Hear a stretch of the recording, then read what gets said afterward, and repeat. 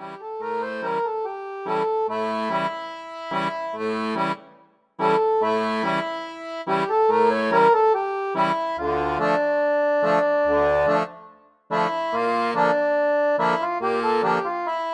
Discord server?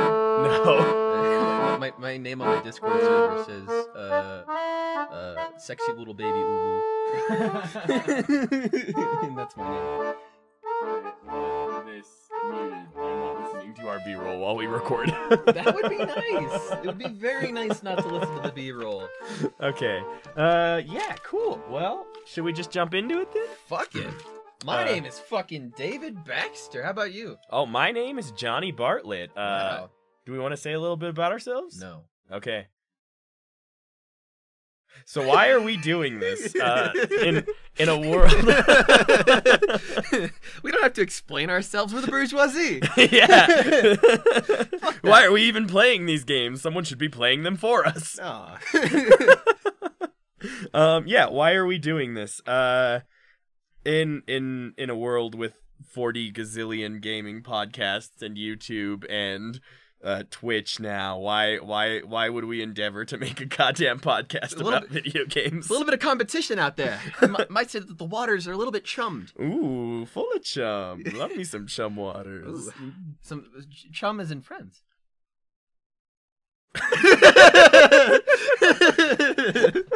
I think chum's all over the world, not just in France. Yeah. In fact, I'd argue it's mostly in the oceans. I chum all those waters.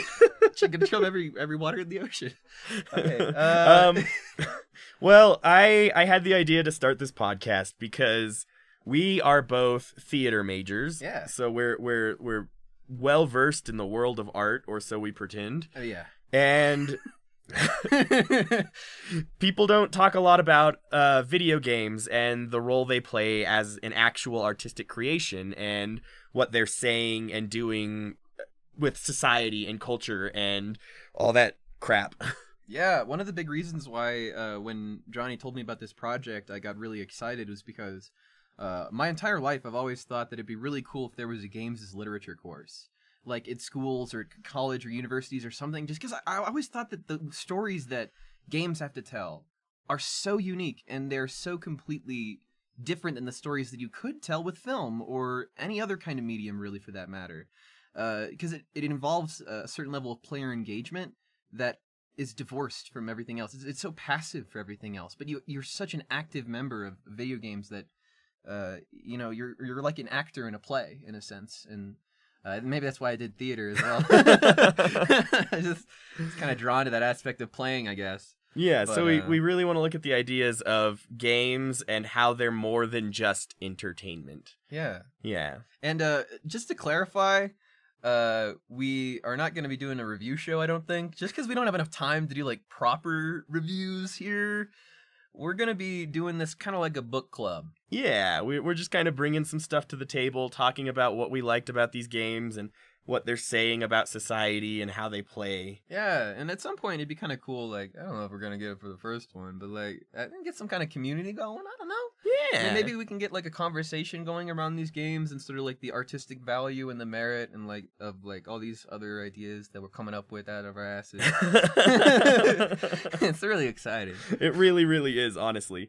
So yeah, this episode is coming a little late because February's a short month and we didn't have a lot of time. Yeah, we were busy as fuck. We were both involved in a show that was happening towards the end of the month, and I mean, of course, fate is that it would happen on the shortest month of the year. So yeah, we're trying to figure out the workflow and get in the flow of it, but we wanted to get this out anyways because even if the bundle is passed, the game still exists. So yeah, you can still play these games. You can still buy them. They're still cool. Yeah, and you probably honestly are already subscribed to the bundle and just choosing not to play the games like we've been doing for years. Well, yeah, here's another thing is that like if you were subscribed to the bundle, like I often am for these things, and then you just never fucking play the games. This is a great way to just like get right in there and like start listening to people who've actually played these things and start like figuring out what you might want to play yourself and like what you want to get out of the back catalog and all that. Because let's be real, who wants to play 12 games a month? I mean, everyone, honestly, probably, but who has the time? Who would have the time for that? I mean, yeah. We all work. We do. We work a lot. We're going to talk a lot about wage slaves. We're going to be talking about wage slavery, and Marxism, and trigger. Oh God. Okay. Yeah. All right, you just want to popcorn these then for what the games this month are? Just a quick rundown before we break into them? Fuck yeah, let's All do right. it. So starting off, Cryofall. And then we got Under Hero, Frostpunk is up next. Pathfinder Kingmaker, A game called Eliza? a little thing you might have heard of, Okami, Wow. Shenzhen IO is up next. Nightcaller, Warstone TD. The Hex, Project Warlock. and Book of Demons. Ooh. Those are the 12 options for this month. Of course, you only get 9 of them. Well, it depends. Yeah, it depends. Like if you're, upper class like me, then you might get like about 10 games a month or something like that. Ooh. You know, I don't mean to flex or anything, but if you have a classic subscription like me and you've been subscribed, since before the change from the humble monthly to the humble choice and all that, and it's pretty legit, not gonna lie. But most of us plebs don't have that. I'm gonna start fucking farting up my ass. All right, should we just dive into this? Yeah, You sounds think great. we've fucked around and wasted people's time enough? Why does it just say meat right there? It's the meat of it. It's the meat and potatoes. Oh, okay. We did the potatoes. We're going into meat now. I'm just looking at our copy and it's just like, why does it say meat right below Cryofall? It's the juicy bit, man. All right, this is the juicy meat part. All Let's right. get into it. So first game we're going to talk about is Cryofall. The way we did this was we broke the bundle up in half, and one of us took 6 games, and the other took 6 other games. Yeah. So we're going to be jumping back and forth to talk about the different games and what we thought of them, and maybe learn a little about each other and the games along the way. Wow. You have very pretty eyes. You can't see my eyes, but they are very pretty. They're green, Well, they're hazel. but they're green right now. It's because of the gold. Yeah, it's the lighting. Anyways, so I'm going to take the first one. It was Cryofall, a game by Automatorch Studio. This game is very much in the... It's a survival game. It plays like Don't Starve or Don't Starve. I also said that it was kind of like, at least observing it, looked like multiplayer Stardew Valley a little bit. Yeah, honestly, once you got into the game, it felt less like a survival game and more like a Civ sort of society building game. And that's what that's what I really want to talk about in this game is that first it's multiplayer. So you're on a PvP server. I think there were some non-PvP servers, but it didn't really matter, I found. It has the same problem that Fallout 76 has. Yeah, exactly. It was very friendly, like surprisingly friendly. No one ganked anyone or killed each other. I shouldn't say problem, because it's not necessarily a problem, is it? No. It's kind of cool. I think there's something really charming about being presented the opportunity to like kill and screw over other people and no one's taking it. Like everyone would rather work together to build something than kill other people and take what they have to get ahead themselves. And that goes into the sort of philosophical implications and what this game is saying about society. And I think that's where it really lies in this game, is that the game itself didn't have a lot of lore or anything. But at its core, it's about rebuilding society. You know, you're starting from nothing, you're gathering resources, you're building houses, you're building storage, you're building ore and like... The narrative comes from the systems at play rather than like any kind of overarching narrative. Exactly. There may have been some lore that I missed. I wasn't really paying attention to logbooks and stuff. Right. I mean, who has time for that? Exactly. Who wants to read? I came to play a video game. That's right. That's why we're starting a podcast. It's an audio medium. So that's sort of the idea. Is it's about rebuilding society, and I found that was a huge theme through a lot of the games I played this month, and we'll probably definitely talk about that more. We're gonna be coming back to that theme just a little bit. You might want to get a shot counter if you're that kind of person. But yeah, it really was. It was very charming in the sense that people had the tools to really take over these servers. Like, it's not hard to build a gun in that game, and the guns kill real quick, but no one was running around like shooting people, no one was starting fights.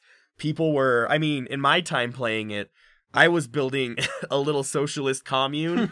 I had little crates outside that were open for everyone that had little signs that said free stuff, and I just opened up my resources for anyone to take.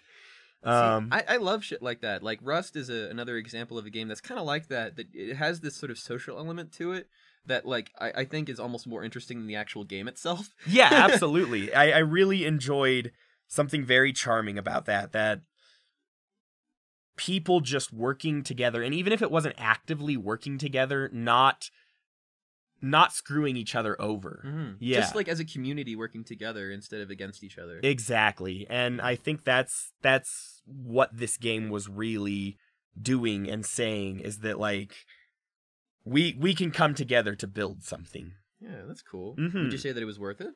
I absolutely think it was worth it, especially if you like those sort of Don't Starve-esque games. It had multiplayer built in, so you could hop on with your friends in a server and just go to town.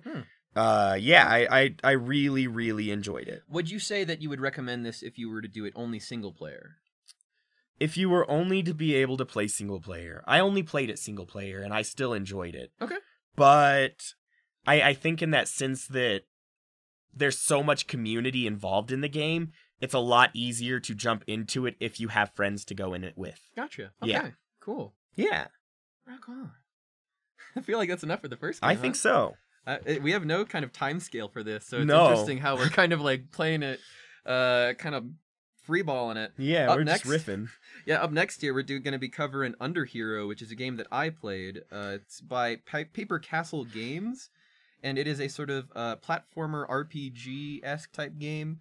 It was a very interesting little satirical game, very much sort of in the same vein of Paper Mario. If you've ever played those games, they have a very charming sense of humor.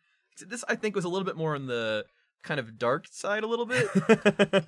Just to give a little bit of a spoiler for the very beginning, and it's not a huge spoiler because, again, right at the very beginning, you play as like a hero, and you're like wandering into this like evil lair, and like you're level 99 and you got 999 health. You're like maxed out on everything, and you walk in and then you encounter two masked dudes, and they're just like talking with them, and then you kind of see this other masked dude, and then he pulls a switch and then he kills everyone, and then he walks over, grabs the hilt, and then becomes the main character.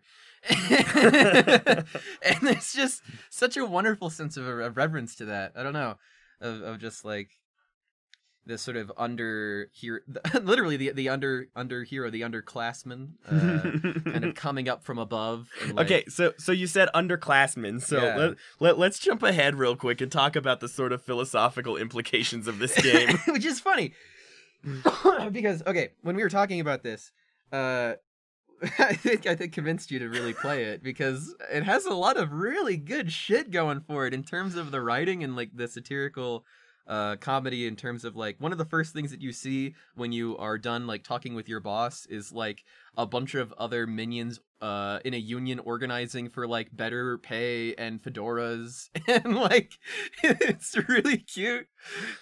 And just seeing like sort of this sort of tongue-in-cheek play on like well, I don't know how to describe this. We sort of described it as like it's the working class platformer. Yeah, it's the working class RPG platformer. So it has this story about like the working class and the workers' rights, unionizing for better wages and fedoras, for pay cuts, and constantly you're sort of being cut up by the people around you. Like the hilt is like, all right, I'll work with you. Like, I just need you to help me out here. And in order to get him to help out, the only thing that'll get him to help out with is fucking money. Like, he's like, doesn't respond to anything. But then he's like, if you kill your boss, you'll have like a ton of money, right? And he's like, fuck yeah. So the whole game is about taking out your boss, basically. I mean, like how. Yeah, it's a lot of like working class struggle and upward mobility in a capitalist society, and how you can get ahead, and the value that currency has in our world. An interesting side effect of the sort of Ludo narrative of this game, which if you've never heard of that term, Ludo means play, narrative means narrative. You know, so the play, the narrative through play, in the sort of combat, it has this sort of real time aspect to it, and you can choose to take out any enemy that you find. Which, by the way, all of the enemies are also your friends. Like, they're minions, fellow minions. They're not like, you know, like, which is it's weird. It's such great commentary on that idea of like the only way to move up is to devalue your peers. That the only way is to literally overpower them, or the other mechanic, which is to just bribe them. You can bribe any enemy in the game, except for like a select few who are like, you must challenge me. Everyone else can just be bribed. I love that. Yeah. It's just a dedicated button for bribing. Well, and correct me if I'm wrong, it's mostly the enemies that are in a perceived area of hierarchy above you that can't be bribed. Yeah, either that or they see themselves as warriors, and they need to fight with you. Like, that was one of the cases with an earlier guy. Who I think he thought of himself as a mid-boss, and so he really wanted to fight you.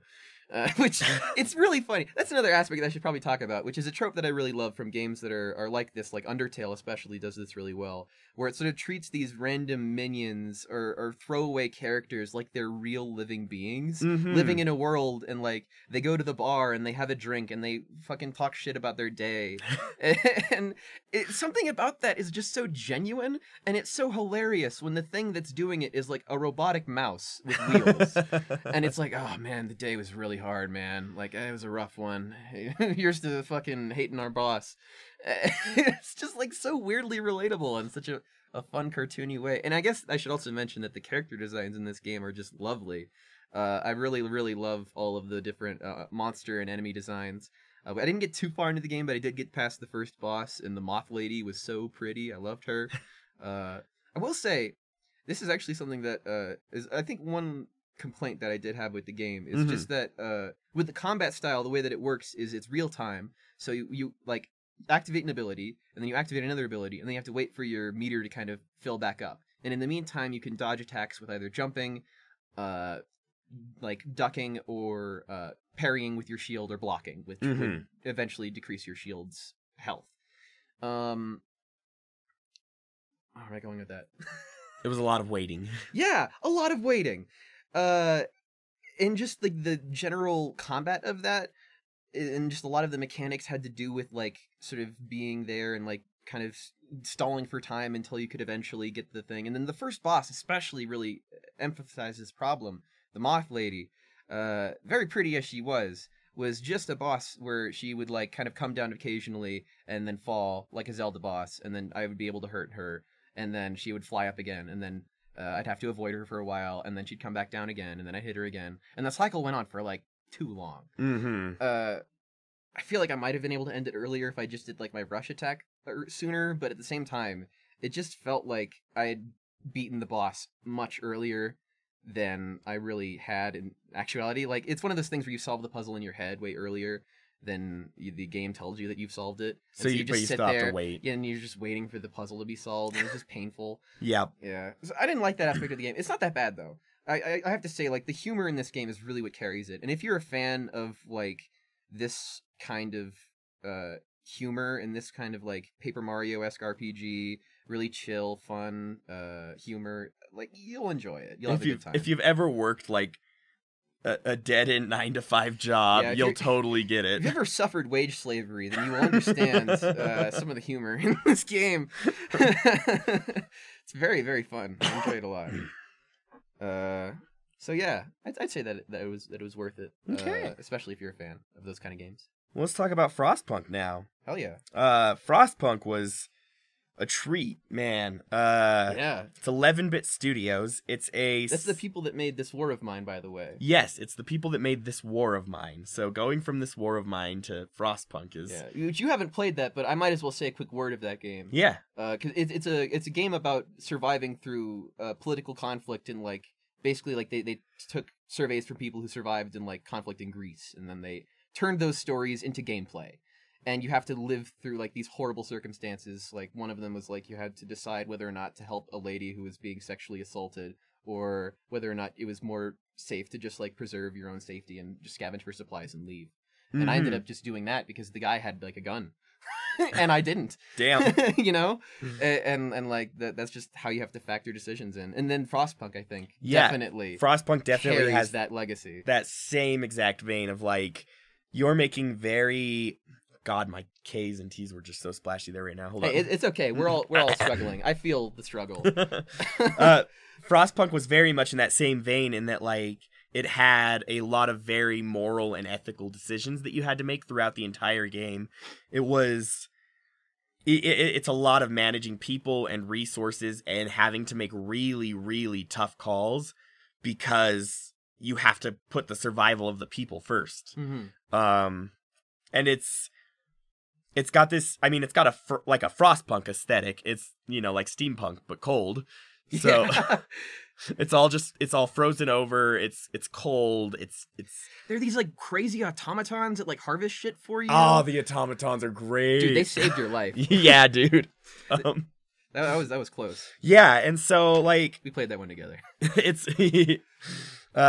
very much this sort of it's another game that visits that idea of rebuilding society, and it's this last bastion of hope. But what it really does that's interesting is it doesn't present it through a capitalist lens at all. Like, the only thing you're managing are your resources and your people's happiness.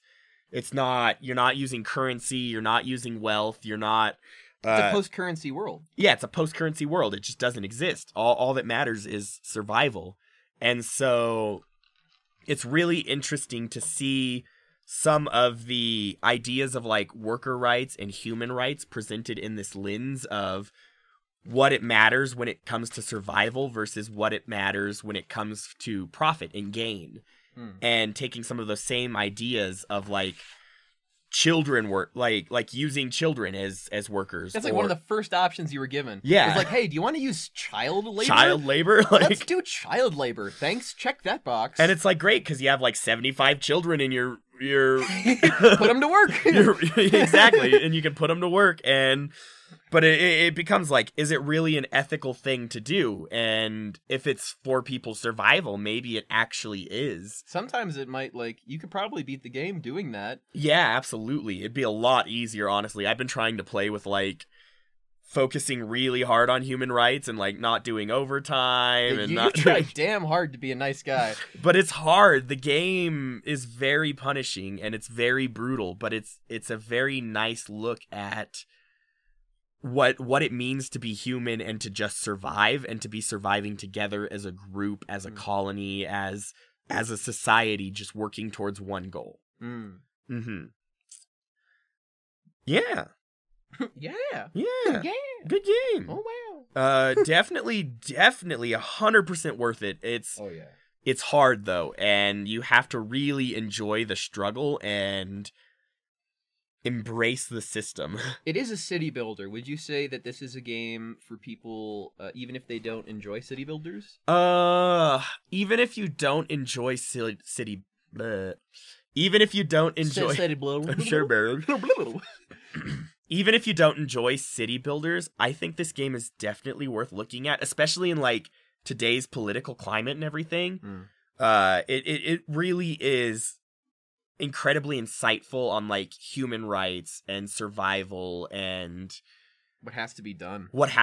Exactly, and what that means for the world and people. It kind of makes you, like, at least when I was watching it, it made me consider, like, Maybe that's probably why child labor was a thing in our world. Like, Well, it was a thing in our world for profit, but of course, that's very true. That's very true. But like, at least to some extent, like some small aspects of it, like probably did happen, like in some places for survival. Like the sawdust part, like there was an option where like you can fill your food full of sawdust to make people more full, and like that's totally a thing that people did in the real world. Mm-hmm, absolutely. You know, and sort of those aspects are very interesting. Yeah, it really calls into the ethics and morality of like human rights, as we said, and I think that's an important thing for people to just be aware of and look at. Challenge themselves. Yeah, exactly. Yeah. Because you can't do that on a movie. No, you don't make that decision, and that's the hard part. Is like knowing it might be the right call, but not wanting to make that decision anyways. Like having to tell your workers that they have to work overtime for 24 hours. And then one of them has a heart attack. Yeah, and then people just die on the factory floors. And, like, you made that decision. You made that happen because you pushed these people too hard. Yeah. Mm-hmm. But yeah. But their sacrifice saved 40 other people from going cold at night. Mm-hmm. The sacrifice of the few for the grace of the many. Exactly. God. So it's definitely worth checking out, I think. Yeah, that seems like one of the standout games of the bundle to me. Absolutely. Yeah, for sure. Like if it's check that one out. So this is Pathfinder Kingmaker. This is a game by Owlcat Games, and I would recommend this to you, especially if you are a D&D nerd. I might say only. No, I don't want to say only, but it is so complicated. It is literally just like taking the rule set. Like if you just took a Pathfinder book, which is, if you didn't know, like D&D 3.5, but they made a sequel to it, like expanding on like that specific era of D&D, and it's just like this long, extensive core rule book and all of the lore of the Inner Sea, and just like all of this wealth of knowledge and information is sort of condensed into this one little game, and it's really overwhelming. Like making a character, I had like 30 minutes to make a character before work, and I was just like, okay, let's see how this game is. And I totally thought that it was like a hack and slash kind of like gauntlet type game, and then I was like, oh wait, what? I'm making a character. okay. And then I realized this is just a Pathfinder character sheet. I was just playing Pathfinder. So I have a question for you on that. Yeah. Would you recommend it for someone who's interested in getting into Pathfinder and D&D as like a bridge into tabletop role playing? If they have patience. Okay. Yes. I think that this is actually, I think that's a good question, yeah. Because if you have the patience to sort of learn all its systems, I feel like you actually come out with a really good understanding of how Pathfinder works. It's not perfect, right? Like you don't operate with like a turn system. The way that it works is it's real time with pause, right? So basically, like you can select different things that you want each character to do, and then unpause, and then let them do that action, and then however long you want to let them do that action, you let them do it, and then you can pause again and then reassign them to do other things. And in that sense, it's kind of turn-based, but kind of not really. It's very much Baldur's Gate or Neverwinter Nights-esque. Well, I mean, and if you get really into the sort of ideas of the mechanics, like a round of combat in tabletop is 6 seconds. Right. And so, like, it's actually quite easy to systematize if you think about it in, like, a literal sort of world term, right? Mm-hmm. Like, if 6 seconds is that much, then it takes 6 seconds to cast the thing, and it does in the game. And it literally is quite interesting to see, like, for example, color spray. And like a character uses color spray and it's in a cone and you see like him activate it and the color effect comes out and it's like, oh man, that's really nice because I never get to see that when I'm playing D&D on my own. But there's also an element of I want to call it a little bit like dryness, because when a player, like a person, is able to dungeon master an experience, I feel like there's sort of a flair that they can add to it that's their own personal element. Oh, thank you, phone. I should probably fucking put that on silent. That, you know what that was? That's the sound of catching a ring in Sonic the Hedgehog. So, you're just gonna date this recording and say that the Sonic the Hedgehog movie came out recently. All right. Where was I saying? Sort of dryness. Yeah, so it's dry. Because it doesn't have this, like, custom element to it that, like, when a person dungeon masters a D&D game, there's a level of playfulness and going off the book and off the record that can really be done, and like you can kind of not have to abide by as many rules or fudge a roll. And in this game, the rolls are the rolls. Everything is systematized and it's super strict. And so if you don't know how to build your character, you can really fuck yourself over. But if you know how to build a character, you can make like a really overpowered character. And it's all just about knowing the system, I feel like. And because of that, it's probably going to be really intimidating. But I do think that if you're willing to put the time into it, this is like a really rewarding, very long, very complicated RPG that, like, the very beginning of it, you start off on like a quest that the companions of which are determined based on how you act in like the first sort of mission that you get. Because like everybody joins your party in the first mission, and then like if people don't like certain things and they like other things, then they'll join you based on that. And I only got like 3 of the people, and I was like, well, fuck. But I was playing as my grandma, and that was so Dolores Rennick. and shout out. Yeah, shout out to Delo. She's dead, but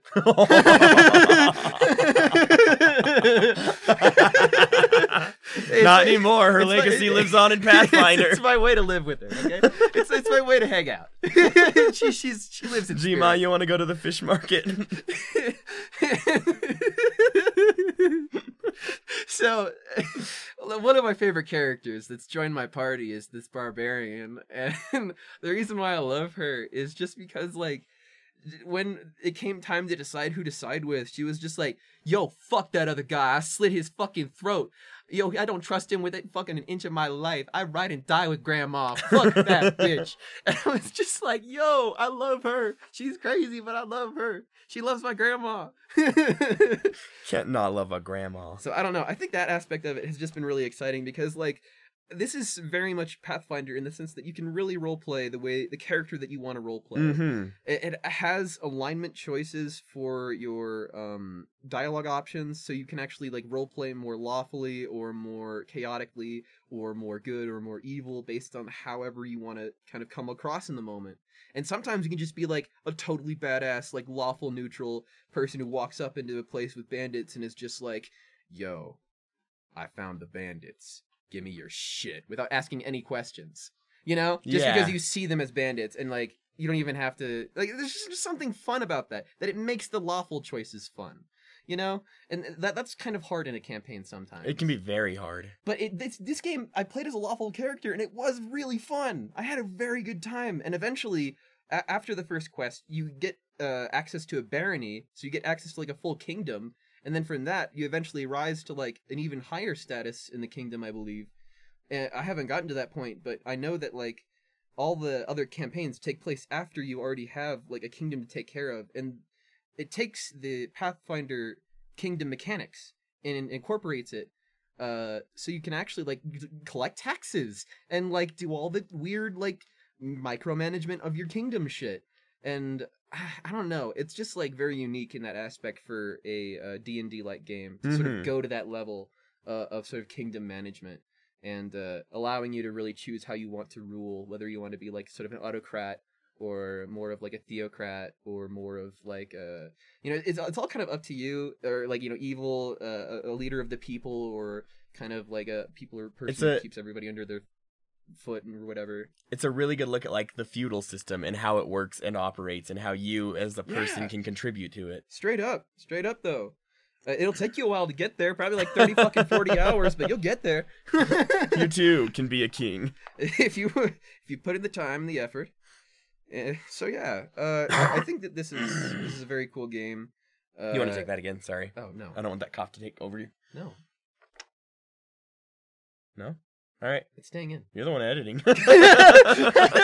We've only got one track. You can't dim it down. I'm kidding. I don't know if I'll edit it out. Maybe I won't. Maybe I won't do it that time. That'd be kind of funny. Everyone can know that I'm getting over a cold. Yeah, and also, do you have water? Yeah. Make sure you're drinking your water, buddy. I have been. All right. Just want to make sure. It's empty now, see? Take care of yourself, buddy, all right? I do my best. I care about you. Hey, I care about you. All right. Well, okay. What was I saying? I think it's worth it. As long as you're willing to deal with the complexity of it, I feel like, and you're willing to put some time into it, I think it's going to be worth it and worth your money. Worst comes to worst, it's a hell of a lot cheaper than a book on the feudal system. Yeah. Shut up. Who wants to read? No. To learn how the aristocracy works That's what I said. through Pathfinder. That's how I learned about communism. Hell yeah. Tropico. Tropica. I'm kidding. Only slightly. Not really. I learned about communism by being an independent thinker. I learned about communism by reading. I'm sorry to admit it. I learned about communism when I got arrested. Oh. No, I haven't been arrested.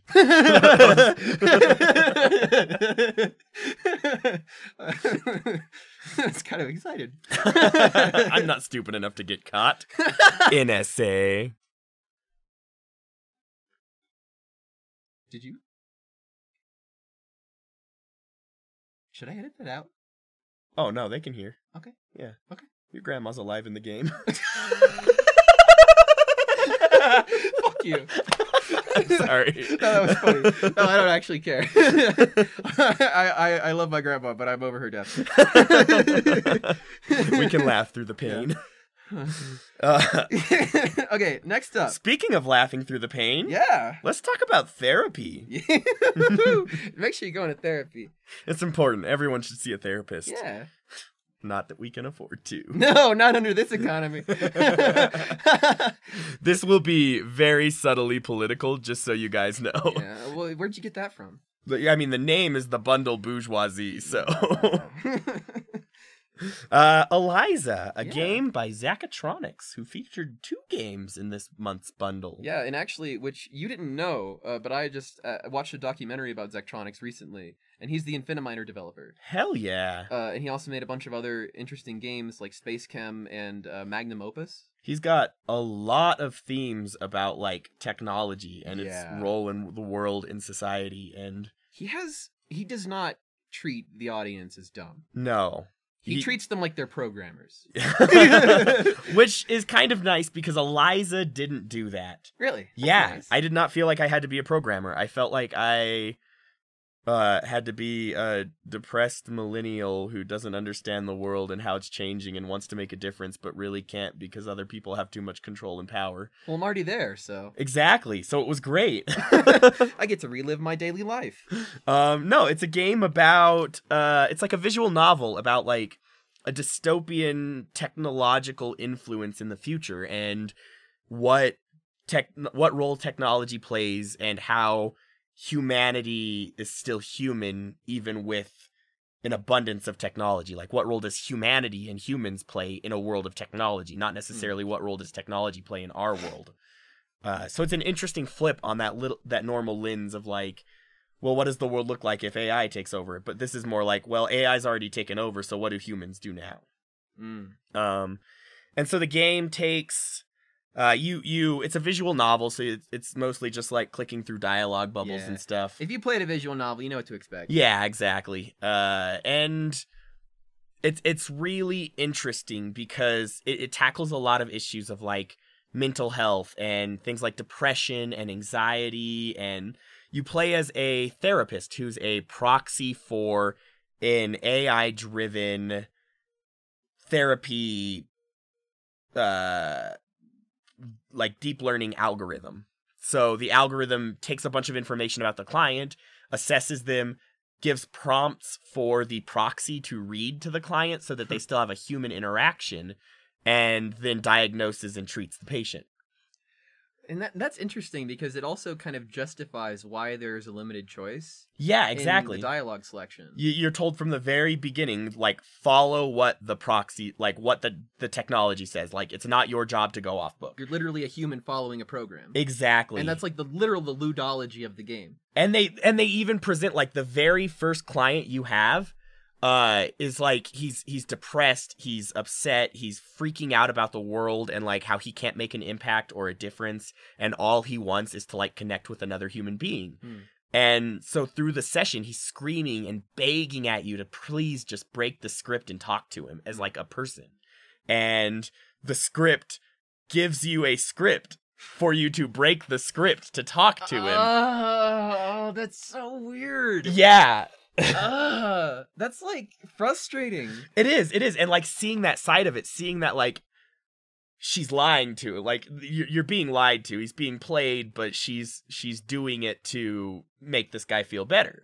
And like the technology having that much understanding and influence and control. That's really cool. Yeah, so it's really interesting, and I really like the conversations that, like, how technology plays a role in our sort of like mental illnesses, and is it contributing to things like depression, anxiety, like how much of that is driven by technology, how much of that is just our understanding of mental illness changing, and what role does technology play in making us feel better about things, you know? It's really interesting, and I really enjoyed what I played of the game. It's like both how technology supplements and hinders us a little bit. Exactly. And I think that's a really interesting conversation to be having right now, because technology is everywhere, and it's not going anywhere anytime soon. Like... we gotta just figure out how to deal with it and how to make a nice situation out of it. Yeah, and understand it and ourselves enough. Like know that technology isn't making us depressed, but perhaps the reach and the influence and our understanding of the world that technology gives us is what's actually causing these issues. Yeah. So it's really fascinating, and especially if you're struggling with ideas of like being alone in the world, and like what's a good way to describe it? Like postmodern? No, not postmodern, but like post a certain era? Like the integration of technology in society, like how post-information era? Yeah, like the post-information era. Like if you're struggling with being human in today's society, and like, I mean, a lot of us struggle with depression and anxiety and stuff, and if you're struggling with these kinds of things, it's a really great game to feel like you're not alone in these struggles, and to sort of like give voice to and talk about the issues. I really want to play this game now. I'm actually kind of sad. That was one of the games I didn't get. You can borrow it. That's true. We can Steam share. Well, my assessment on this game was I personally wouldn't buy it, and I probably, like, I even after having played it, I probably wouldn't buy it. Which is interesting, because you're so enthusiastic about it. I know. Yeah. I love the game. I love what it's talking about. I think it's just the way I engage with video games, and the visual novel style is not necessarily my That's fair. most active. Yeah. And so, but I would love to watch someone play it. Yeah. And that's exactly like that. That's my assessment of the game. Is I would love to watch someone play through this whole game. That's fair. I wouldn't want to play through it myself, but I would be really on board to like hang out with a friend and play it. Yeah. Okay. That's a good chill game then. Yeah. Just to play with a friend. Exactly. Maybe do the voices of. Yeah, exactly. Do the voices, like have a good time. You know. I do that sometimes over like a Skype call. It's really fun. I mean, I'm a huge like advocate for communication and talking to your friends and stuff. So like it's a great way to start a dialogue too. Like talk to your friends, guys. Talk to your friends. Like if you're struggling, like put on the game, play through it, and like maybe have a conversation about it. Exactly. Have a conversation. Like talk about how it's relatable, and like are you influenced or feeling or connect to these themes? Like I'm sure the people in your life would love to have that dialogue too. That's cool, man. Yeah. Nice. Up next we have Okami. Do you like that transition? I'm over here like, someone just listen to me cry, please. Okami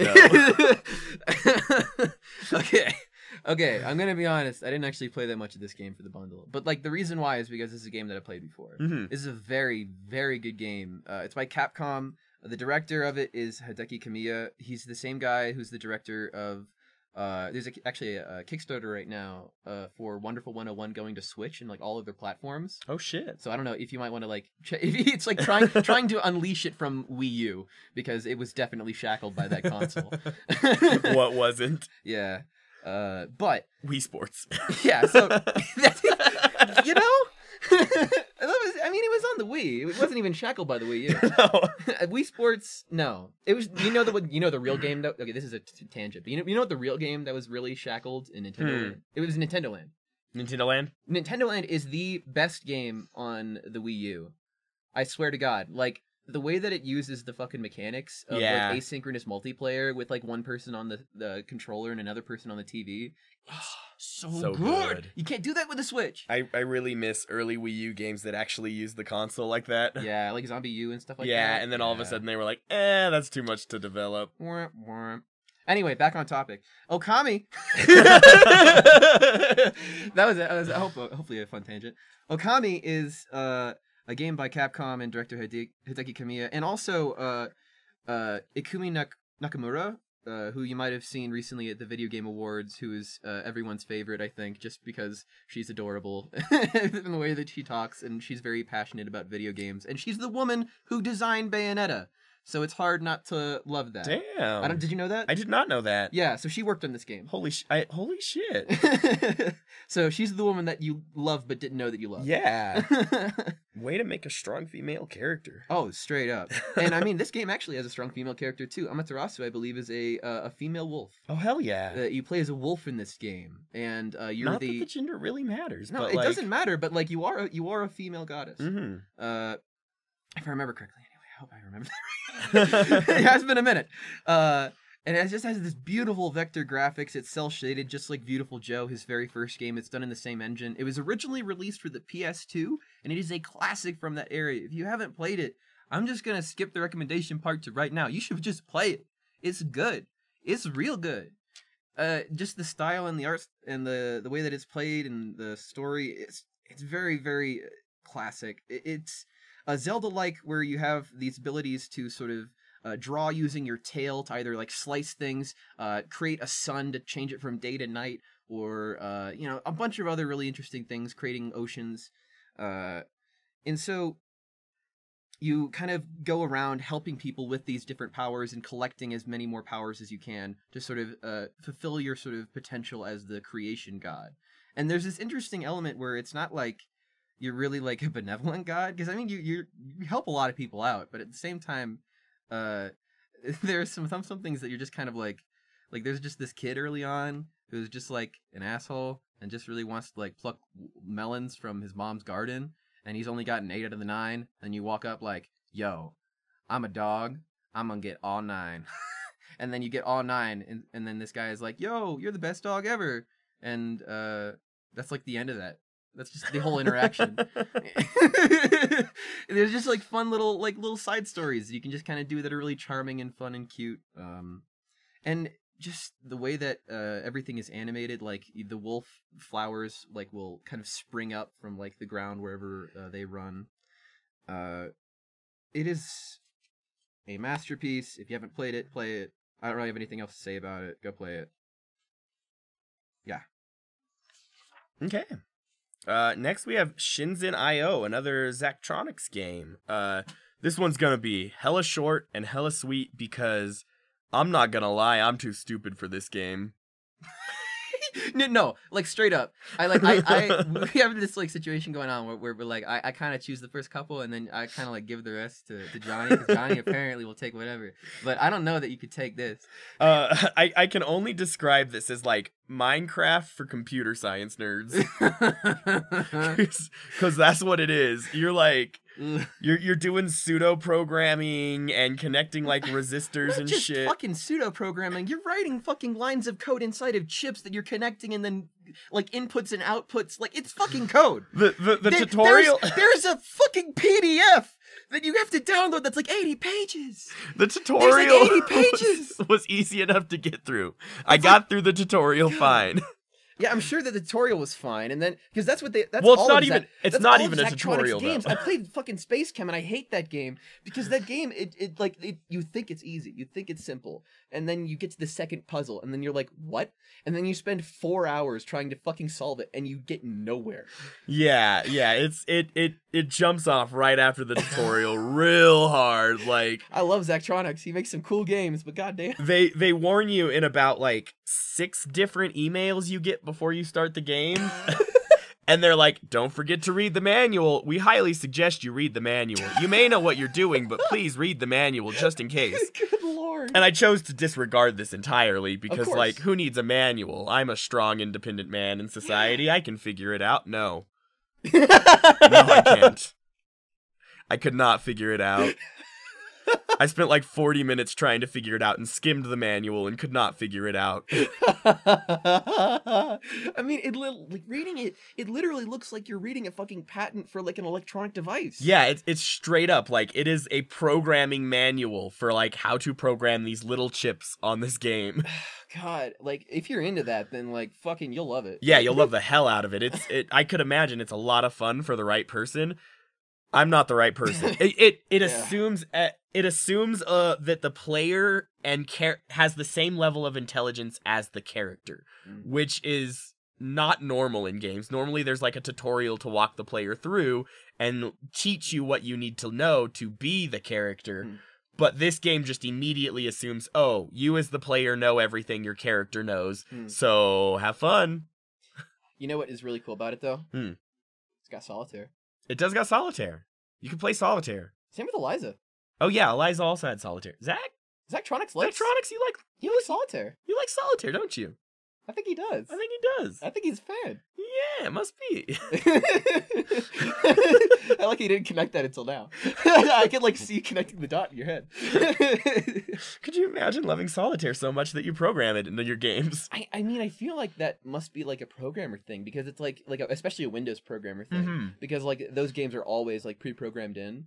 And so, like, to have solitaire pre-programmed into your game, it's like, well, it has to be there. It's always in Windows. I mean, if it's always in Windows, then it has to be in my game. Exactly. It's just another user interface. Yeah. Solitaire is just UI. Maybe try Minesweeper. Ooh. Or Ski Run 94. That's my favorite. I really like the Yeti. Yeah. He comes after you. I like that. You know how long it took me to learn to press X? God. To just go down. I'll tell you, I learned when I was like 20 something, I think. Incredible. I mean, it's not like it explains itself. No, it doesn't. Yeah, it's a real dense game. Yeah. Can't really talk much about like what it's saying about society because it's just like programming circuits and stuff. So, and I didn't get far enough into it to really know any of the lore or understand any of that. I bet there was. It felt. I bet. No, I mean like it felt very rich in lore. That's true. From what I saw, the game starts out you're an engineering graduate student. And you have to move to Japan to get a job because there's no engineering jobs in your country anymore. Yeah. So, like that's already saying something pretty bold about society that, like, we're getting education, but there's not jobs for that education. And so we end up in, like, having to go weird places. Not that Japan is weird. I mean, you know. Yeah, but, like, we have to leave our homes and stuff to try to find somewhere that we can put our education to use, like... It talks a little bit about themes of education and society and like that at the start, and I'm sure those ideas are followed through later on, but in order to get to that, you have to play the game. That's unfortunate. And I'm too dumb to play the game. So next... Got to cough like right in between. Actually, I wonder. I think I might keep that just because it's really funny. I love long, awkward silences. I don't know how well they read in a podcast medium. But... Okay, no, they actually read very well because I love the Super Mega Podcast and they do that a lot. Like that's like one of their signature bits is that they'll like what did you say?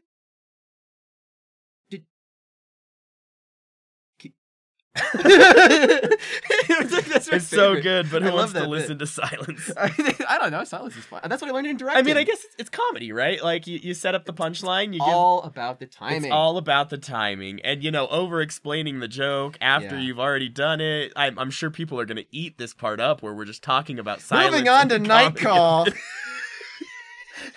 Good lord. So, this was a game by Monkey Moon. Wait, really? Monkey Moon and Black Muffin. Oh, Monkey Moon and Black Muffin. So there's two of them. Yes. I was confused. I thought it was Monkey Moon Black Muffin. Well, the confusion is because I didn't put a space or a period or any kind of delineation. Yeah, it was just a single sentence. Thank you. We're professionals. So, this is a game that I actually really enjoyed. This was kind of visual novel detective story game where you play as a taxi driver. And at the very beginning of the game, this guy rolls up and stabs you, and your guts are on the floor, and you're bleeding out, and then you wake up in the hospital bed. and depending on which case you chose, you'll end up in one of 3 different sort of scenarios. The thing is that like the story plays out the same way every time, but the evidence is different every time. So we're at like the beginning, the intro sequence, it's all the same, I guess probably for budgetary reasons, because they didn't have enough money to do it different every single time. And like because of that, some things are fairly repetitive, some conversations do happen twice, but you can skip past it pretty quickly, especially when you're doing the second or your third case.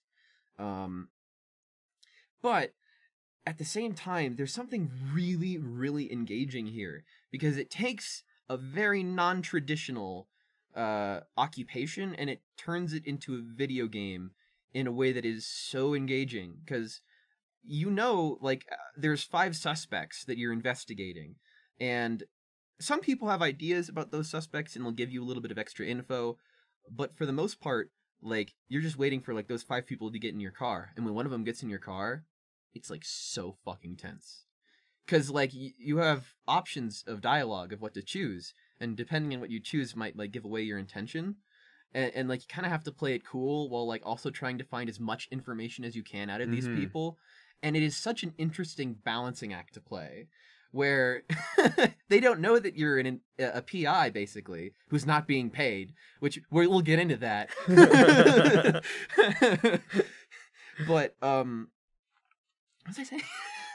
Maybe I should just get into that. Yeah, let's actually. just get into it. Let's just get into the fact that you're not being paid. Yeah.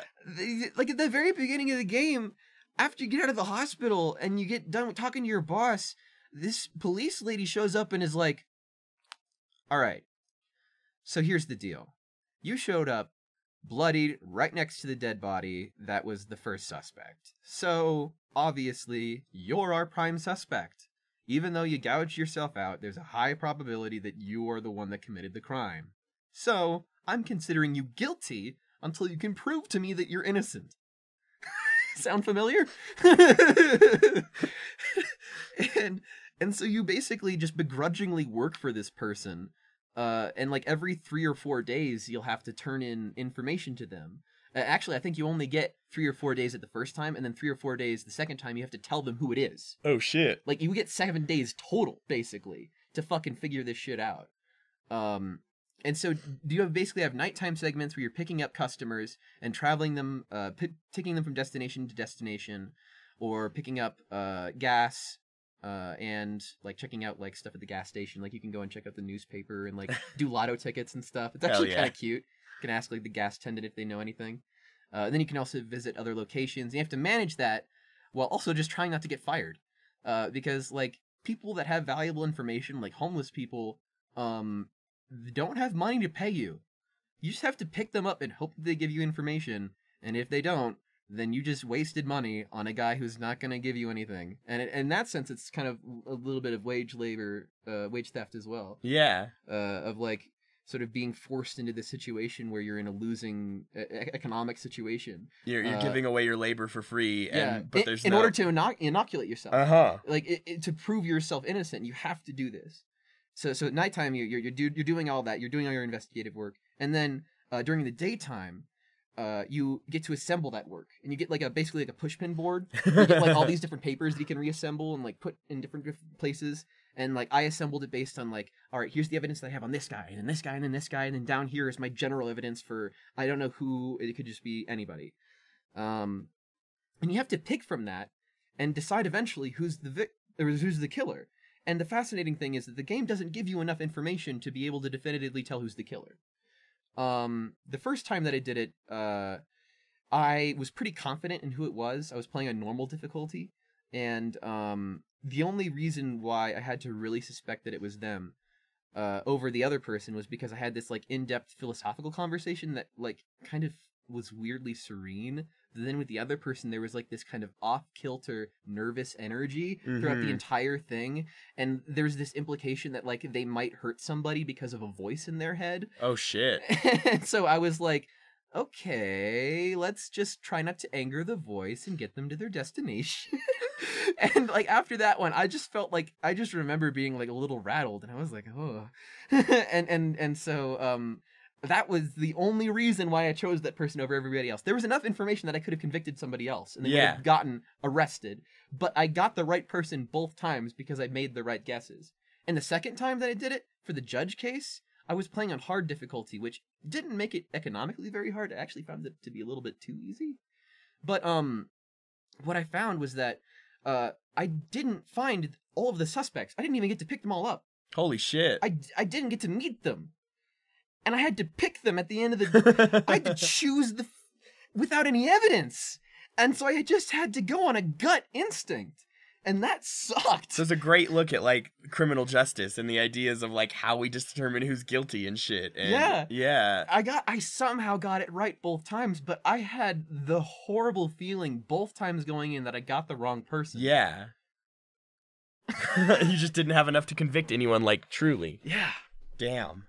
It literally came down to my confession being the evidence, being the thing that got them to convict the person. Like, holy shit. Like, and that's it.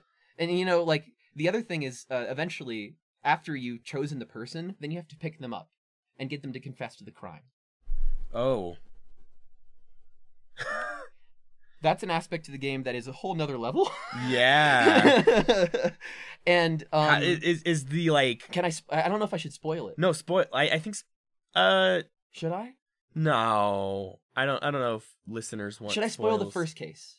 Because there's 3 cases. I'm just mostly curious about, like, how you get them to confess. How did I get them to confess? Okay, the first one, I immediately gave myself away. Like, within seconds, I accidentally gave myself away, and then they were like, oh, you're on to me, you're with the police. And I just had to stall. Mm-hmm. And the entire time, they held a knife to my neck. Oh, shit. And I was just stalling. And it was terrifying. And, like, the only reason I think why I stayed alive is because I told the truth the entire time and nothing but the truth. And I just kept talking as long as I could. Yeah. Wow. I was terrified. That's interesting. Yeah. Huh. And then at the end, there was, like, this sort of extra element of, like, sort of this narrative going that, like, the main character had a brother that he lost, and at the end you get to call him and, like, leave a message at his phone box, and you only have enough time to talk about yourself, his kids, or his wife. And, like, every time you do, like, a case, you get to, like, hear what he has to say about each, and, like, learning a little bit about the character and, like, kind of the tragic backstory. And, like, another aspect of this is that, like, I really should get to, like, the passengers here, because the passengers are, like, the star of the show, I feel like. There's a Passadex where you can, like, see all of the different passengers that you've collected, Mm-hmm. and they range from, like, real-ass people that, like, their stories are real. Like, they were... So, I think one of the developers was, like, a taxi cab driver at some point in their life, and these are, like, stories from their life. Damn. Like, for example, there was, a lesbian couple that hopped into my back trunk at one point, and they just were talking about a guy that they had met at the bar and weren't even thinking about me in the front. And then at some point, they realized that, like, I was there and that I had heard everything. And then I had the opportunity to, like, say, like, no, I didn't hear anything. Or, like, yeah, I heard everything. And just the idea of, like, this taxi cab as this liminal space where people don't often think of themselves as being heard, but they are heard. And they're being observed and they're listened to. Yeah. And, like, there's that whole element of, like, I love people watching, and that aspect is totally there. But then also, the first passenger that I picked up was a cat. So there's this element of, like, the supernatural and, like, the fucking bizarro yeah. shit. Like... It's fucking wild. Yeah, so it was, like, literally a cat, and it, like, gestured around. Like, it could understand my speech. And it was going to Normandy. I got that much, and then it left. Well, so talking cats and everything. Yeah, but then there was also, like, ghosts, and there was, like, people from the future Holy trying shit. to communicate with me in, like, the past. But it was coming in out of order sequences, so I was getting, like, the last sequence and then the first sequence, and then, like, it was all out of order and jumbled. And then I found Santa, who I think was the real Santa. Damn. Which, it's funny, because at first he kind of comes off like a drunken mall Santa, but then you realize that he's drunk real Santa. So is it worth it? Yeah. Oh my, I loved it. The thing is, okay, there are some glitches. I did encounter some glitches that might make, like, playing the game a little bit tedious in some ways, like the music going out at one point, or, like, me not being able to drive or, like, pick someone up or do something. It was a little bit weird in that aspect. But, man, it's so bizarre and weird and fun. And I'm such a huge fan of detective games. I feel like if the longer we do this show, the more that'll become apparent. I just fucking love a good mystery. And the fact that this is a mystery that doesn't have a clear solution that you have to solve is like something that really jives with me and appeals to my sort of sensibilities as a player. So you have to really figure it out. The last case is the hardest, and it's the one that I haven't done. It's called the Sandman. The two that I did were the Judge and the Angel of Death. The other guy, actually, he committed suicide. I literally, I got him to drive, and like I got him to confess, and he was like, he was just like, all right, I know you're taking me to the police, but could you take me here instead? And I said okay, and I brought him to a little park, and he committed suicide. Damn. Before the police got there. That's heavy. Yeah. And like I told him before he goes out, like, don't commit suicide, and he was like, I already made up my mind. He hopped out. And because like it doesn't tell you that he's gonna commit suicide. But you know, yeah. He just has this forlornness about him that's just like, it just makes me sad. I didn't feel threatened by him. Yeah. I was just like, oh no. Fuck. Yeah. So that's really, if you enjoy this game, or if you would like to enjoy this game, I would highly recommend it. I don't know what, that's a weird phrase. If you would like to enjoy this game, I'd recommend it. If you enjoy visual novels or detective games, you'll have a really baller time with this. It's a lot of reading. If you're not about that, you might not like it, but I fucking loved it. Well, next we have Warstone Tower Defense. Oh, this is a game. It's a game, yeah. Yeah. It's Battlecruiser Games. It's a tower defense game with a sort of city building / management aspect to it. I don't know. I found the game kind of problematic, not really great. It had a lot of like surprise. I guess there was a theme this month. It was about rebuilding society. Oh wow. Who would have thought? It's kind of like that's a big topic right now. Oh wow. It's like we're kind of in the midst of an economic collapse that we have to. Perhaps we all see the potential downfall of capitalism imminent and looming over us, and we're all in an existential crisis, not knowing what's going to be next. At least I got video games. At least we've got video games. And love.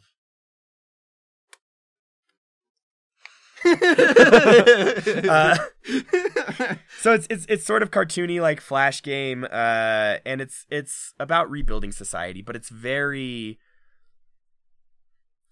much along this sort of like capitalist ideology. Like you're saving up money, you're saving up resources, you're saving up these things to build a better workforce that you use to invade other places to steal their resources and steal their kill their people, steal their resources, get magic gems. Manifest destiny, bitch.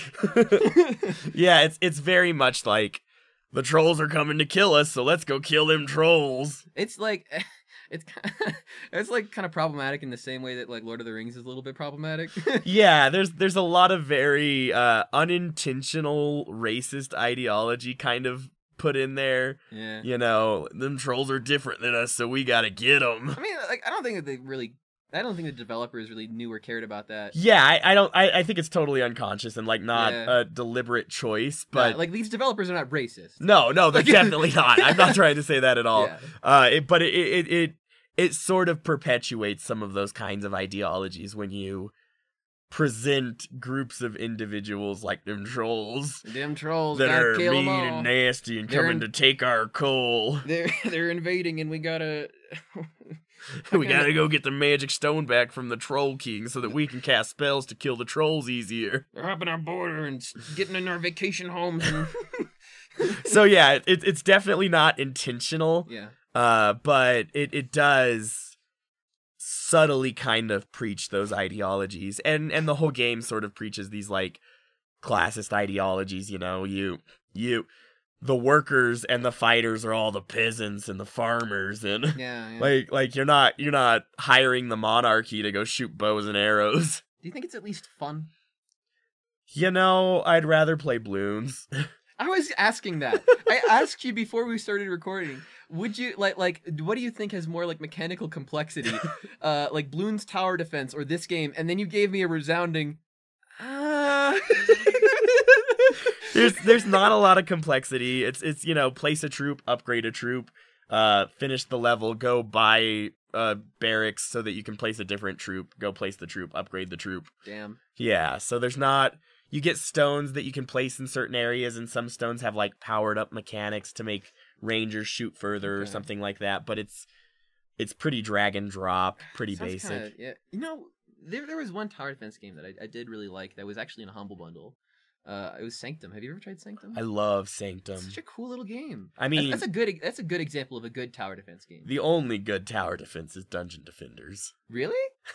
I'm not as big of a fan of that game. I love Dungeon Defenders. I put like 400 hours in on that game. I respect that. Like, I respect that it's a good game. I know that it's good, but I just don't like the way that it feels for some reason. Oh, and you can min-max so easy in that game. You can. But I just don't like how it feels. That's just me. I don't know. It doesn't have good game feel to me. It just is like too swishy. It's very swishy. flowy. Yeah. I don't know. I did play like a good 40 hours of it though, so it's a fun game. But yeah, it's anyway. Warstone's all right. Yeah, Warstone. I wouldn't really recommend it. I mean, if you like games that are pretty light tower defense games, then you want some light kind of appetizer. You know, light tower defense that preaches classist ideology unintentionally, like, go for it. Sign me the fuck up. But otherwise, there are much better calls in this bundle. All right, well. Speaking of much better, the next up is probably my favorite game of the bundle. It is a game called The Hex. It's a game by a Newgrounds developer, actually, by the name of Daniel Mullins. This one I'm going to be doing entirely off of my notes because I actually have not told Johnny anything about this. He's been waiting. He wants the live, raw reaction. Yeah, there is a lot of crazy shit, and I'm going to be spoiling some stuff about this game. So if you want to play this game, if you have any interest in what I'm about to describe, I'll tell you when I get to a spoiler warning. Then I will let you know. Do you want to do like a quick like Cliff Notes? I'm going to do a Cliff Notes right now. Okay. So the game starts out, and it's sort of like this Clue-esque mystery where there's a whole bunch of different video game protagonists around from different genres of video games. And you're told by the bartender that tonight one character is going to kill someone else tonight. And that's the hook. From there, you go playing as each individual character and actually exploring their games.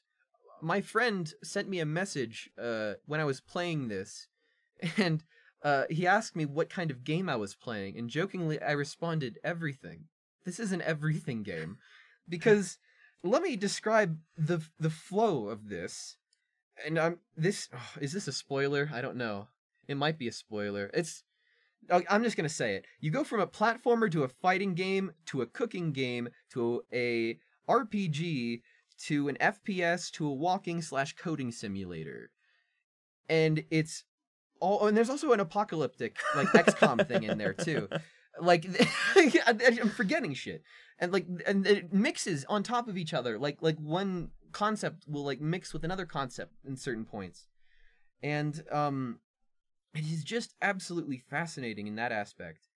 But if that is of any interest to you, so a mystery game with all of these different elements, it's very metatextual and about video games. And also, if you're a fan of this developer's previous game called Pony Island, if you've ever heard about that, this is a very trippy game about being, like, trapped in a video game. And you can't escape, and you're trapped by, like, a demonic AI. And you're sort of kept there sadistically to sort of keep playing the game, and you're kind of trying to find ways that you can break the code and escape the game. Mm-hmm. But it is also just kind of, like, funny and just, like, weirdly... It's almost like a horror game. Like, if you were high enough and playing it late enough at night, and, like, if you were not told what it was, you'd probably be pretty fucking scared. But that being said, I think we're going to get to the spoiler portion of the Hex now. Well, do you want to give a quick, like... Oh, yeah? Like philosophically, like, what is this game? No. Okay. I have to... No, I can't. Okay. I have to get into the spoilers. Let's do it then. So, spoiler alert. The game is called The Hex. It's called The Hex because at the very end of the game... Are you ready? The Hex is the player putting their hand as the final sigil for all of the characters all of the different video game characters put their hands on the sigil, and you send them into the real world as the final thing to complete the hex, so that they can kill the person who made them. Oh shit. Okay. And the whole game is leading up to that point. Yeah. And it's building up and making you realize why they want to do this. So the first game that you play is Super Weasel Kid. And it's this like rip-off of Sonic the Hedgehog with like Mario physics where you can do like 1, 2 triple jump. Yeah. But the interesting thing is that anytime you play a Super Weasel Kid, even if it's in like a first-person perspective, it still jumps like Super Weasel Kid. Holy shit. You know, and it keeps the mechanics. Yeah. You know what I mean? But in the very first game, you sort of like play this like idyllic platformer. You can't even die in it. Like literally, anytime that you try to jump on a spike, like fluffy clouds just like go on top of it and like prevent you from dying. And then the second game comes out, and oh no, actually, first off, there are Steam reviews, just there, present, that you can walk on as platforms. Oh Jesus. And the Steam reviews are made up of people on your friends list. Like you were there. I have a screenshot of you reviewing Super Weasel Kid. That's so good. And so the second game comes out, and it's Super like Roadrunner Kid or whatever, and it gives the option to like do combat with the Goombas instead of just jumping on them. And it's like a little bit more violent, and you do die when you hit the spikes, but then it pops up a negative review. A negative review. But there's still positive reviews. It's still okay. But every time a negative review comes up, it's like and then positive. It's kind of and out of positive place. reviews and positive reviews and and then you get to the third game, and it's nothing but negative reviews. Oh shit. And it's an unfinished mess of a game.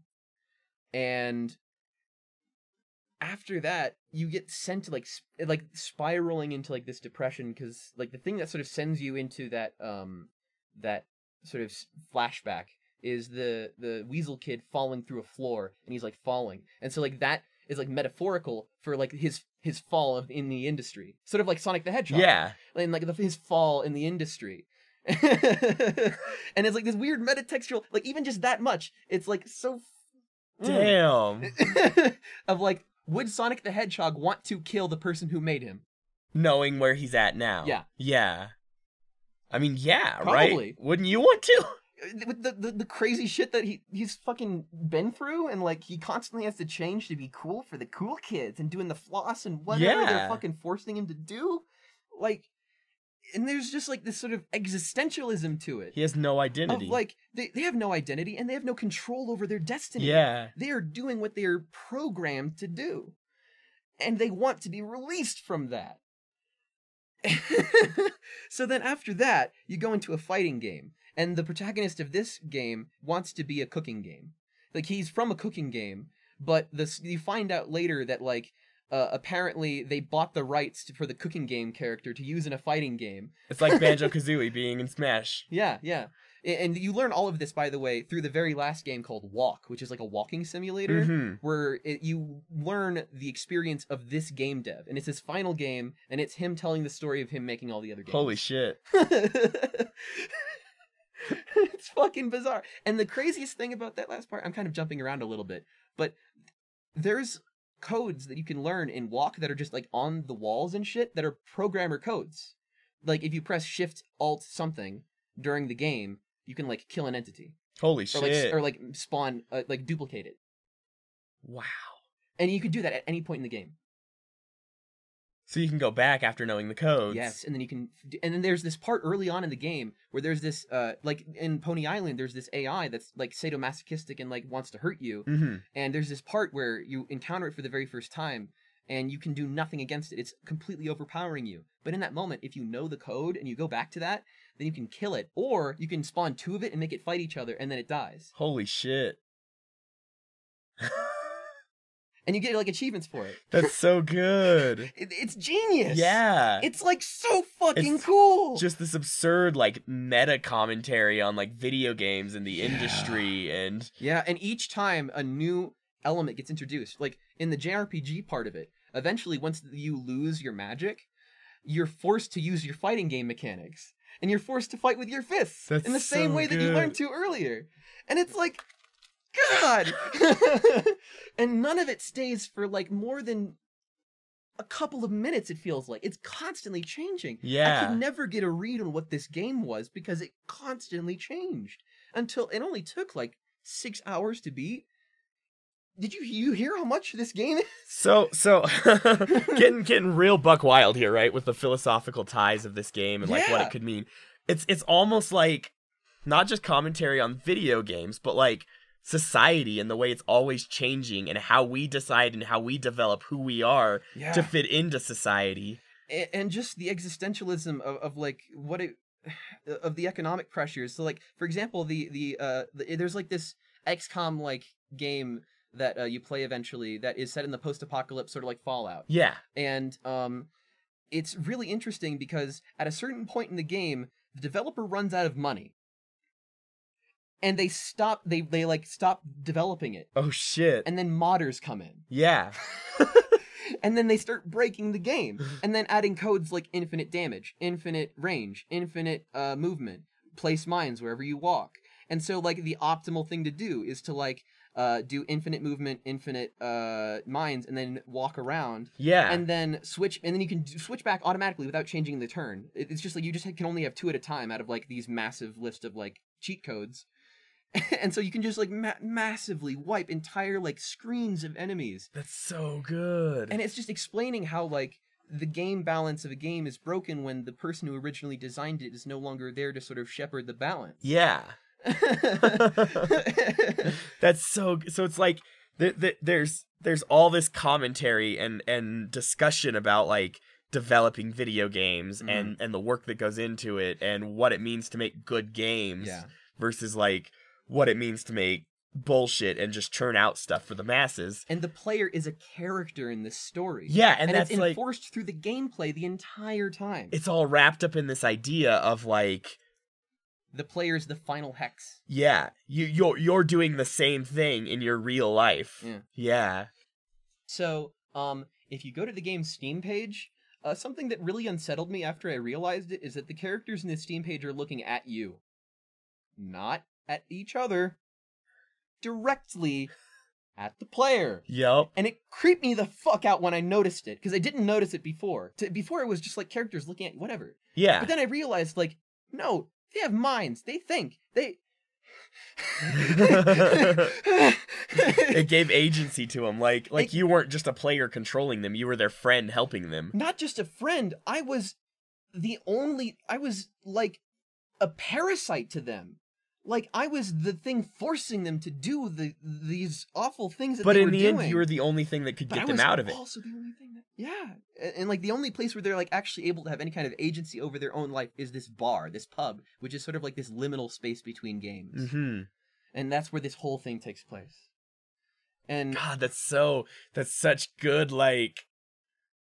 yeah. If you really want to fucking tear that apart and what that means and like talk about that, like fucking that's so indicative of like culture these days and the pursuit to feel individual and how a lot of people feel most at peace or most at home when they're under the influence of something like you have to be at the bar to feel okay, to feel yourself, to feel like you can be you.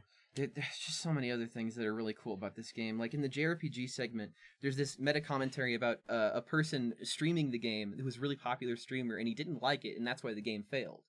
And so because of that, when you're playing the game for the first time, for some reason, Twitch chat just fucking pops up on the side whenever you get like a crit, or like whenever there's like a choice to be made, and everybody's like, yo, health, no, turn up the crit.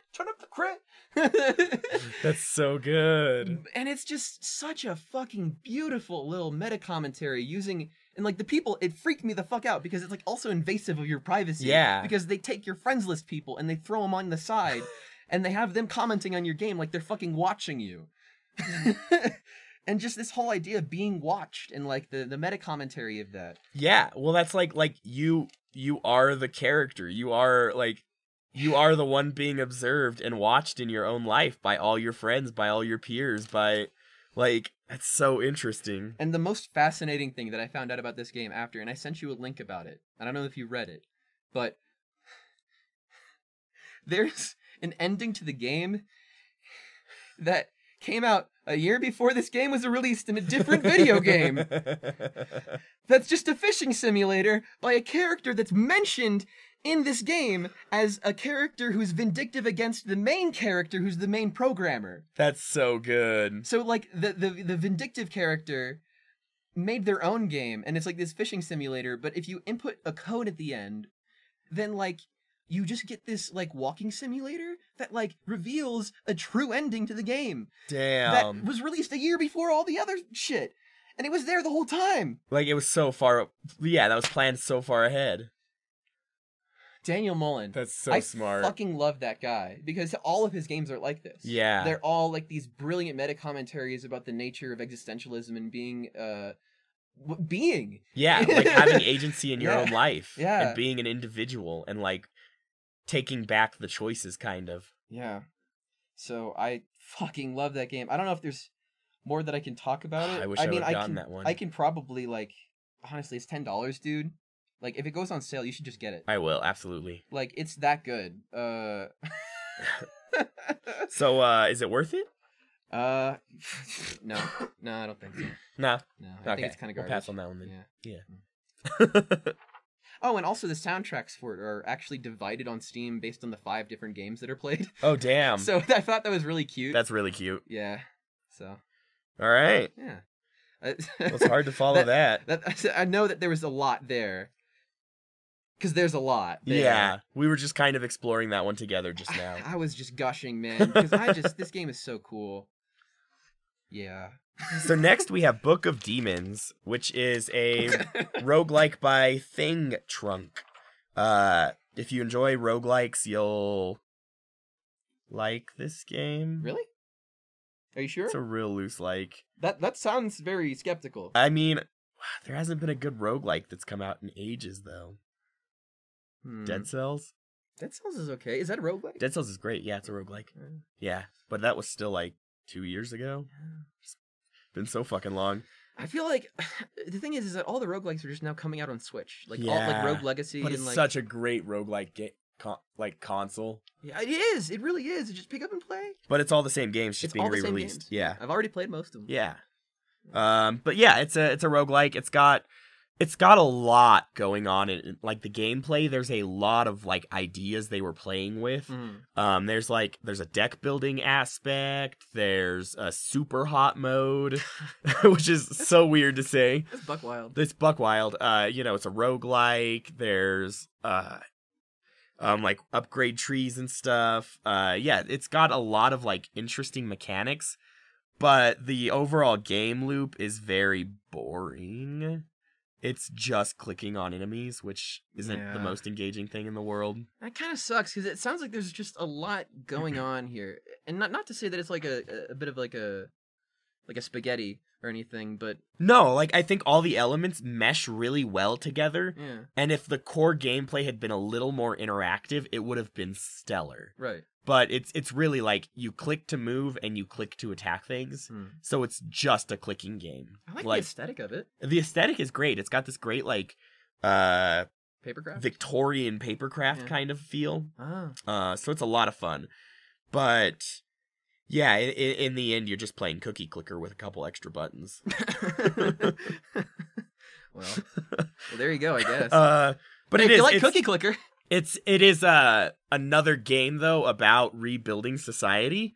And it's this sort of, like, post-apocalyptic, the world is in ruins, you have to, like, go through the church to dig through to hell to kill the devil. It's really interesting. There's a lot of ideas and talk about religion and magic and stuff. There's an ageist old asshole who thinks he's better than everyone because he's lived for so long. Oh, isn't that fun? Isn't that great experience? It makes us the best, I guess. And maybe a little bit narcissistic? A little bit. Maybe. But it make us narcissistic to point out the flaws of it and think that it's probably incorrect. I mean, like, there's a narcissism to a lot of things if you really think about it. Yeah, I mean, let's be real. We're all narcissists. Yeah. In some way. I'd stare at myself in a pond for hours. I definitely look at myself in the mirror, not, like, very long, because I don't, like, love it, but I do kind of, like, glance at it like, oh, Yeah. Oh, every hey. once in a while, I'm like, Alright. oh, fuck me. Oh, that's like a good beard. Exactly. Yeah. So yeah. But yeah, it's I got post-apocalyptic. sweaty. It's another idea of rebuilding society, but there's much less agency and actual rebuilding of society. It's more of like, this is the world we're stuck in. Let's go out and try to get rid of the evil that's in it. Mm-hmm. So that's kind of the gist of it. It's all right. If you like, I mean, I can't even like. I can't think of any, like, the storytelling and what it's saying and doing isn't. Is it like Dominion or like something else? Like, because like what kind of a deck building game is this? Like what would really engage somebody to this? And that's what I'm trying to figure out. And I think I don't think it does any one thing good enough that I would recommend it over something. Like, if you want to play a deck building roguelike, play Slay the Spire. It's so much better. If you want to play a post-apocalyptic game that's talking about rebuilding society and the struggles of like magic and religion, go play Frostpunk. Like that's a much better game for that sort of like cultural ideology, and the gameplay just wasn't engaging enough to really shine. Yeah. I got you. That's fair. And it had like I know the kind of person who should play this game. If you really like the idea of game design and want to see how you can put tools together to do something, if you're interested in that sort of aspect of the video game, and less like if you don't care about the story or the actual gameplay, but you want to see how people can implement tools from other things, I would say definitely check this game out, because it's a very creative use of the different implementations. Exactly, and there's a ton I could talk about this game. There's like, it's got a sliding scale of how much time you want to spend doing the dungeons. So and it judges, like, it learns how much time you're spending doing it, and so it can recommend, like, if you want a 20-minute session, play this length. If you want a 40-minute session, play this length. So it's got like learning behavior, it's got, deck building aspects, it's got roguelike aspects, it's got a fucking super hot mode, as I said, which is just so weird. I don't know why it got included. I don't think these developers had anything to do with super hot, but just the idea of like, we want a super hot mode, so we're gonna add a super hot mode. Which, if that makes no sense to you, what it means is time only moves when you move in the game. Which, I mean, that is a cool concept, but it's also just kind of like, it feels like feature creep a little. Yeah, and it's, but all the elements blend really well together, so it doesn't actually feel like feature creep. Okay. Yeah. Cool. It all works really well and meshes well together. So if you're interested in how knowing those things go together. Yeah, knowing how you can stick things together in that sort of game design aspect, then definitely check this game out for that. But other than that, I can't recommend it, really. Fair. We got one last game on our list here, and it is Project Warlock. This is a game that I played by Buckshot Software. This is a game really built from the ground up for old school FPS fans. Stuff like Doom, Shadow Warrior, especially like Wolfenstein 3D with the kind of level layout. Also, I would probably add to that like Serious Sam, stuff like that. Because it even references a lot of these games in the sort of like little Easter eggs that you can find. It's very much about like these long, very intricate, complex maze crawls where you have to defeat all the different enemies and then find your way to the exit. The thing about this game is that it has a Contra-like life system. I say Contra-like and not roguelike because nothing really changes when you die other than that you have to do it over again. But you do have a life system, and you can get more lives by finding secrets. There are secret areas hidden. You just have to press space along like every goddamn wall until you figure out like what the pattern is on the wall that's different that you have to click every time. And also there are like a couple of breakable walls that you have to smack open. But once you start like seeing where those are, I actually found myself finding a lot of them pretty quickly and easily. Especially when you play it more than once. The more times that you play a level, I feel like the easier it is to find all the different secrets. But it's also really easy to get lost. Because the art style for this is really cool. It's got this like 2D and 3D kind of aesthetic, very much like the original Doom, where things like kind of face you wherever you're moving. And I don't think that's actually a problem. I think it actually really works for the game. I actually really enjoyed it, and I felt like the combat, like the sounds especially, were very crunchy and very satisfying. And like all of the different guns that I played with, I really enjoyed, and I found that they were all pretty much useful. Like I never found myself not particularly using a gun.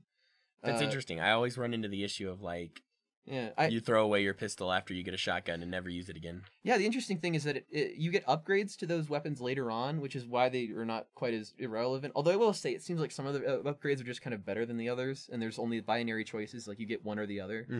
And the one that I got, for example, for like the regular shotgun as opposed to the combat shotgun, was giving it an auto shotgun, so that it doesn't have to be reloaded every time, and it can just boom, boom, boom, boom, boom, boom. And that made it like so much better in terms of like clearing out rooms, and there's also no reloading at all, like for any weapon. Damn. Besides, like, you know, of course the double shotgun, which has to have like that to have like, you know, to feel like a double shotgun. Yeah. But like none of the weapons have any reloading whatsoever. It's literally like, you pick up ammo and it just keeps getting fed into your infinite like chain of bullets. You can find weapons that are late game really early on in some of the secret areas if you know where to look. I found like an RPG and a super shotgun and a couple other items like that in like early areas, just from finding different secrets. Each area is very unique. The first area is like this sort of medieval looking area, and I kind of got a little tired of it, but then I realized that like literally each like world that you go to is like actually very different and has different enemies, and like it really shakes things up a lot, actually. I will say the bosses I wasn't super impressed with, but I did play on casual, because I was getting my ass kicked on normal, and I needed to complete the game, which, honestly, I would recommend playing on casual just in general, because it was a pretty hard game, and if you play on casual, you can unlock all the stages and then practice them on harder difficulties, and that's, I think, where people will be able to, like, get the higher achievements and stuff. They're about that life. You're kind of like this entity of destruction, very much like Doom Guy, just going into every level, destroying everything. There's not much story. There's like a little bit at the end of a level. It kind of... The only real story is that you kind of start off like a savior, and then you kind of end like a guy who saved people by killing a lot of people, which, I mean, you did. You're just a lot scarier version of the same guy you were at the beginning. Yep. So, yeah, I think it's really worth playing if you're a fan of these kind of old school shooters. I definitely enjoyed my time with it. I thoroughly enjoyed it, and I think I might actually finish the last couple of worlds at some point. I don't know if I'll do it soon, just because I did play a lot of it in just the time that I had. But it's definitely the kind of game that it's really fun to just like pick up and play a lot of, and then just like put down for a minute. All right. I think that concludes it. That's like crazy. That's the all first of it. one. We got through them all. This is like history, man. Yeah. Yeah. Well, let's closing thoughts here. Yeah. So one of the things that we're going to do at the end of most of these shows is we're going to give our like top game of the month, the game that we think had the most artistic value, or that we would recommend people pick up the most. Yeah. And my personal recommendation would be the Hex. You probably already know that. I'm so gushy about it. It's so cool, man. It's like, when I was playing it, I was like, oh man, this is the reason why this show is going to rock. Like, this, or not why it's going to rock. I don't know how it's going to do, but it's just the reason why I really wanted to do the show. Like, in the first place, because it was like, oh, I want to tell people about this. This is so cool. So yeah. Mine would be... I said I was going to decide by the time we got here. Yeah, the one you had written down was either Frostpunk, or you were kind of convinced of Underhero. Yeah, I didn't actually play much Underhero, but in our talk about it... We really enjoyed the talk. God, I love me a good working class story, and that's what Underhero is. It's like... Yeah. It is like... It's just a worker out there fighting for what he wants. Yeah. Trying to make his way in a capitalist society, and like... It's cute, it's fun. It's cute, it's fun, it's charming, it's great satire. Everything a game should be. Yeah. So I think I'm gonna go with Underhero. Hell yeah. Yeah. I love that. I wasn't expecting that. Actually, I had no idea what Underhero was going to be like before we played it. Yeah, me It neither. seemed kind of charming, but I really had no idea what to expect from the writing. Exactly. Mm. And that's I think that's really, But the writing was good. it's a really interesting take, yeah, and bringing that sort of story of like, we're all just out here trying to get our dollar. No, straight up. I was surprised at how much of a statement it made about like just having shitty bosses. I don't know if that's a statement. Just Or just an observation. an observation about the fucking world that we live in. Yeah. Just like, hey guys, look at this popcorn. Right. Am I right? I'll be surprised if you don't go back to that union meeting and find them all dead. Oh my god. That I'm like, I have only done like the first world. Yeah. I imagine like after the third world, maybe shit starts going south. Yeah, dude. Yeah. Yeah, so Is there anything else? I think we figured we'd talk about Some what games. other games we're playing right now. Yeah. Not a lot. I'm playing Escape from Tarkov. Oh. Real great. That's It's a survival, like it's like the Dark Zone in Division, but a standalone game. I have been playing a lot of Smash Bros. Because that's all that I've really had time to play, like backstage working on a show. Although that being said, I've almost completed all of the challenges, which impresses me at the very least. I don't know that it impresses anyone else. And also I played a little bit of heavily modded Left 4 Dead 2, which is always a very fun time. Always a good time. I love modding that game. I want to shoot spaghetti from some Uzis. Oh my god. Get some xenomorphs on there with green blood. Maybe rainbow blood just to shake Make things everyone look like Bernie Sanders. Yeah! I bet that's a mod. It has to be a mod, dude. Like just for like the infected, like the general infected. Yeah. And like as they charge for you, maybe you can like replace the sound effect with like that, like I'm asking for your contribution to my campaign, or like or like whatever that meme is. Yo, there is an 8.5 hour long Bernie Sanders filibuster to lo-fi beats, and it is the What? greatest thing in the world. You gotta link me. I absolutely will. We'll put it in our podcast description for anyone interested in some Bernie Sanders propaganda. That's amazing. I love that. It's so good. I listen to it while I'm studying now. Fuck yeah. Oh, and also, just because we're not owned by the Humble Bundle and we're going to tell you about other free games that you can get real quick. Yeah.